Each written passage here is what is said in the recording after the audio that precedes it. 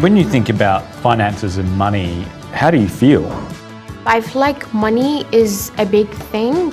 It's like it helps you do a lot of stuff, but also if you don't know how to manage it well, it can go downhill. It's a really hard topic because we need to consider about what we need to spend and what we want to buy. For me, I'm not usually good with money, so I think I make very bad financial decisions. It involves mathematics. I tend to usually stay away from that. It's a bit overwhelming sometimes. If you feel like you're not across money, you're not alone. The current measure of how well Australians understand finance shows we're falling behind as a nation. According to the Hilda survey of 17,000 Australians, all age groups have slipped in their ratings, but especially people aged between 15 and 24. In terms of managing money, do you think that you can manage your money? No, absolutely not. I'm so bad at managing money. Morning, how are you? Yeah, good, thanks. It's time for some important life lessons in money and finances for these Year 10 students at Bankstown Girls High School in Sydney's southwest. A few things that we're going to cover today. First thing, we're going to talk about pay slips. The Talk Money program is run by the not-for-profit Extra Foundation, which has visited 800 schools around Australia.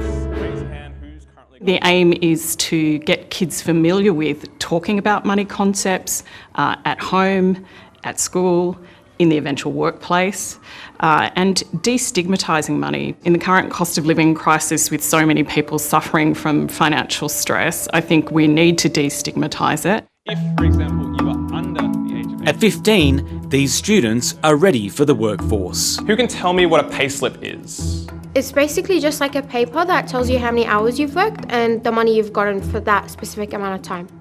Year 10s typically are working. A lot of them may have just started their first job or been working for about 6 months or so relatively new to the workforce, still trying to figure things out in terms of like admin and pay slips and what that means for them. There is a mistake on one of these pay slips. The lesson here, check that you're paid correctly. Who can tell the class what you reckon the mistake is on this pay slip? Mary. So for the second one is wrong. The pay is wrong because 16 times 15 is not 340. Yes, you're correct. 16 times 15 is actually 240. They've been overpaid by $100 on that pay slip. Definitely check how much you're getting paid, just because you might be getting either underpaid or overpaid, but overpaid isn't really a good thing because you're still going to have to pay it back at the end when they notice. They need to be able to understand if they're being paid correctly, if they're paying the right amount of tax, if they are eligible for any superannuation, which some of them maybe don't realise at this age. And it's really important that they're able to have that conversation confidently with their employer so that they're not being mistreated. You also get 5. Employee number 2. You also get 5. A lesson in superannuation proved to be the most enlightening for this class. So who's better off overall at the end of this cycle? Employee number 1, who chose a superannuation account which has low fees and a high return on their investment. I didn't know that superannuation was a thing. I also didn't know that you have to consider about getting a good superannuation. While schools around the nation cover aspects of financial literacy, the program's organisers believe lessons should be more focused and specific.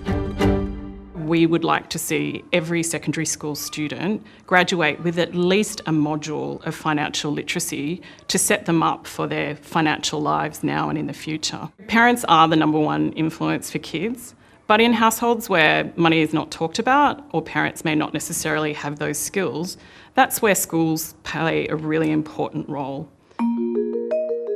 How is your relationship with your parents? What do you talk to them about in terms Pretty of money? good. I feel like they're pretty chill with me about money and stuff. My parents definitely constantly remind me of the good ways to spend my money. The most conversation we've had about money is just having a debit card. They don't really talk to me about superannuation and taxes yet. Everyone has their own role to play in raising that financial literacy, whether it's at home or school or programs like our one. Thank you so much for listening. I'm going to hand At the end of the workshop, the students are feeling more confident and hungry to learn more.